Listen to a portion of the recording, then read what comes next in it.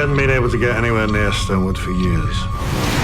Welcome to Premiere Scene, but more importantly, welcome to The Punch. That's the name of the premiere of which I'm at today. From executive producer Ridley Scott, this film has perfected pulse-pounding crime and exquisitely shot action. So let's speak to the actors as well as BAFTA-nominated director about their latest endeavour. So when you take him down this time, you take him down hard. He's an ex-criminal in that he's put his criminal past behind him, he's retired to Iceland, he's out of the game. What then happens is he gets a call from his son, who is in trouble in London, and he has to come back.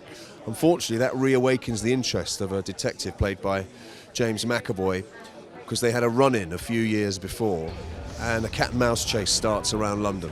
In a recent interview, you said that a film tends to be based a lot on the director and the actor's relationship. So what's been your relationship with Eran throughout this project? Well, it's been very good. He's become a friend, and I think that's always very useful.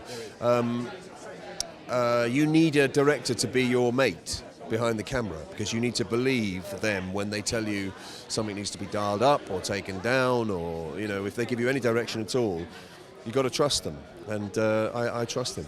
And it's based, a lot of the filming is in Canary Wharf, so it's very close to home for us. What do you think that gives the movie as opposed to it being a Hollywood blockbuster straight away that we don't necessarily relate to as well? Well, a lot of films that get made in London or even in the UK tend to only live here. They don't travel. So you think, action thrillers are very rarely made. We make rom-coms, we make period drama, that's what travels. But what he's done with this, which is really clever, is he's made it look international. London happens to be the setting, but it's not London-centric. It looks like an international movie. It's really sleek, it's well designed, and hopefully it'll appeal to others. Last night a man was picked up suffering from a gunshot wound to the stomach. It's Jacob Stonewood's son. My first film, Shifty, was a sort of social realistic movie about kind of a semi-autobiographical tale about where I'd grown up. But this movie is much more in line with the films that I grew up loving. Like, I used to love the sort of John Woo movies of the late 80s, early 90s, the sort of heroic bloodshed era. And we just went out and I wrote this screenplay, which is a homage to my love of Hong Kong action cinema, basically. I read that in one of your interviews, and as well, we've got Ridley Scott as one of the exec producers. Did he have much input in this film? Yeah, he did. Like, we needed something, because my first film was a very sort of low-budget microwave film that cost $100,000.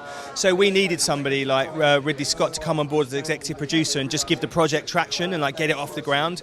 And it really did. And I flew out to LA, I met him, he loved the screenplay and he liked my first film, Shifty, and he came on board and decided to. And when Ridley Scott picks up the phone and said he's going to champion someone, people listen to him. And in so many of the reviews, it picks up on the fact that there's a moral complexity there among, especially Mark's character. Yeah. Is that what you were intending to happen?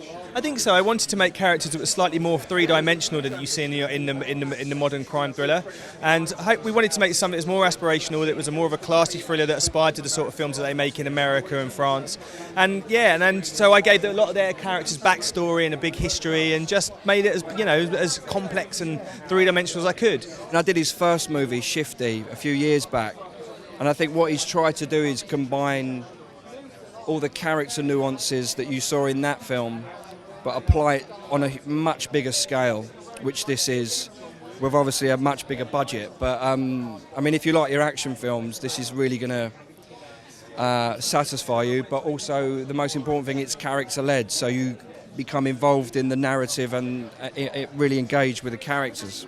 And he was saying in a lot of interviews that the reason he's done this film is because of the success from Shifty. Yeah. So are they similar in any way? What lessons do you think, as being in both, has he taken from the first one and used in this one? Well, the key to him is the fact that he had such a huge success with Shifty, and I know that he had lots of lucrative TV offers, and for which he then turned down because he was adamant that he just wanted to sit out and make his own material and write his own script. So I really sort of commend him for that. But at the same time, he's got a great love of actors and three-dimensional characters and bringing that to the screen. So I think it's a marriage of both those things.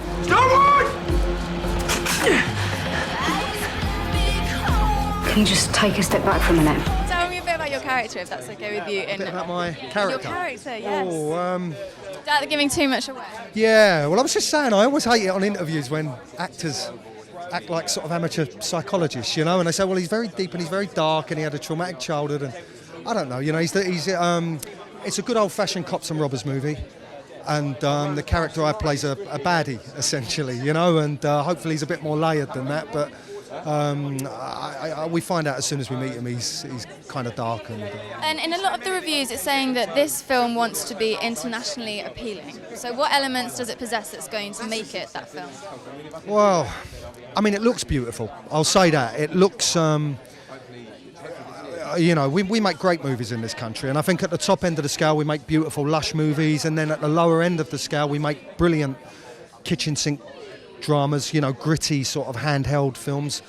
And so this is somewhere in between, you know. This is, it looks really beautiful, I think, and whether that appeals to people abroad, I don't know. Hopefully they like all our films, but you know, beyond that, it's hard for me to say, really. As actors, we just go and you just try find a truth in it, you know, and if you find a truth, I think anyone anywhere will like it, you know. If you can find a truth in your characters and in the storyline, then however the film looks, you can probably. There's crime, there's action in this movie. Do you really believe the narrative's there to grip a very broad audience? Yeah, there's a lot of different flavours in it. I'm looking forward to seeing it again tonight. But when I first saw it, it was a rough edit, but it was it surprised me the different. You know, there's a lot of action from the start, and you think, okay, this is an action movie. But then you've got people like James and Mark Strong, Peter Mullen, you know, Andrea Riseborough, some heavyweight actors. So they bring a depth to it, I think, which is adds a different tone. And then there's some funny moments in it, you know. And comedy. Yeah, there's some moments in there where you don't see them coming, and you just think, bloody. And that's kind of interesting. So it's hard to pigeonhole it, you know, but hopefully that's a good thing. I'd say, you know, get your popcorn and sit back and enjoy it. You know, it's one of those films. It's a good night out of the pictures, I think. Max is an inch away from piecing all this together. Maybe it's not all about Jacob Stonewood. So that's my first question as a female. How do you interpret this film? Because we've heard all about the bangs and the action. Yeah, well, I mean, I only play a tiny role in it. I mean, I play Dean's nan, and I'm very innocent of all what's going on. I have no idea. I don't even know that there's a gun up my head, and you know, and I think that all the people that come in the house are his best friends, and actually they're his enemies. I also, as my character, has no idea that that Dean is an awful person. She thinks he's lovely, a lovely grandson. So, you know. Yeah, she's the one innocent person in the whole film, because I think everyone else is pretty. Yeah. So do you think, as a female, this film will appeal to the female audience because it has got that moral like complexity there with the characters? You want to understand James's character in particular. Yeah, and I think that the acting is fantastic. I think, you know, Mark, James, they're fantastic in it. You know, I mean, as watching it, I didn't feel, oh, this is a bloke's film. You know, because sometimes you do. You think, oh God, you know, but. No, but you do. There's a narrative there to attract everyone. I think so. Yeah, I do think so. I think it's and it's got, you know, it's got that touch to it. It's, you know, I mean, it does, and it's got that chase. I mean, it's exciting. No, I think it'll appeal. Well, my character's dead before we even learn his name, really, to be honest. I'm in here very briefly, but for me it was really important to be part of Eran's new film because I did his first film, Shifty, and I think he's an amazing talent. And although I was working when they were filming this, I was like, please, mate, throw me anything, please, please. He's like, Jay, there isn't anything. But we managed to work out that there was one guy who died in a day. So that's who I'm playing. So before you know his name, boom, he's gone. Never had that answer before. There you go, I'm dead on it. And this movie, it's almost like, London's almost a character. It's so much there, it's so present, and you really notice that when you're watching it. So why do you think Eran chose London as the backdrop? I think Ronnie writes all the films that he makes, he writes. And he writes about, as much as he can, writes about what he knows about. And, you know, the city where he lives on the Isle of Dogs, and, you know, all that part of London which he walks his dog on, you've never really seen filmed. And you know, I think that's been really interesting. And I think he made a real sort of conscious effort not to film like London post boxes and, you know, black taxis and, you know, all the sort of things we're used to seeing. So, you know, he's got aspirations for the film of being a kind of global Michael Mann. This is the thing that a lot of reviews have picked up on, the global element of this film, that it's going to go international, it's not going to be London-based. Yeah, I think, you know, Rani's not interested in making a little movie. He's interested in making a film that's on 5,000 screens worldwide. He's interested in making films that take $100 million plus, and that's his thing, you know, that's his... People have... Actually, that's not true. That's not his only interest, but on this film it is. He wanted to make a big budget international movie, and I think he's delivered, you know. For the money he had and the modicum of talent he had, I think he's done a bloody good job. So as a director, have you really been able to see, I know you didn't feature as much in the film, but have you seen him grow as a director? You know, nominated for a BAFTA this year, the future's looking bright. He's got a huge amount of energy. Standing right next to us now. So you won't really hear what I'm saying because he's so like bombastic and huge, but he's great. He's great fun to be around. And you'll see, have you interviewed him yet? He's a ball of energy and great fun to be around. And his daughter is his missus is my missus's best friend. So we spend a lot of time together. See, we're going on about the moral complexity. There's already relationships there, and you already know him really well. Yeah. We're all family. That's the truth. That's the truth of it. And do you think James and Mark have really done these characters justice? Yeah, absolutely. Oh my God, yeah. I mean, you don't get better than Mark and James. You just don't. I mean, every time I see McAvoy, I go, man, he's a good actor, man. He's a good actor. Mark, obviously, you know, Mark's amazing. I mean, I just saw him in Catherine Bigelow's movie. He's a mate, you know, I know Mark well. He works so much, I didn't even know he was in it. I did know he was in it, I forgot. And I'm watching him, and I'm going, it's Mark! You know, so I mean, that's, you know, he's a chameleon, that's the way it should be.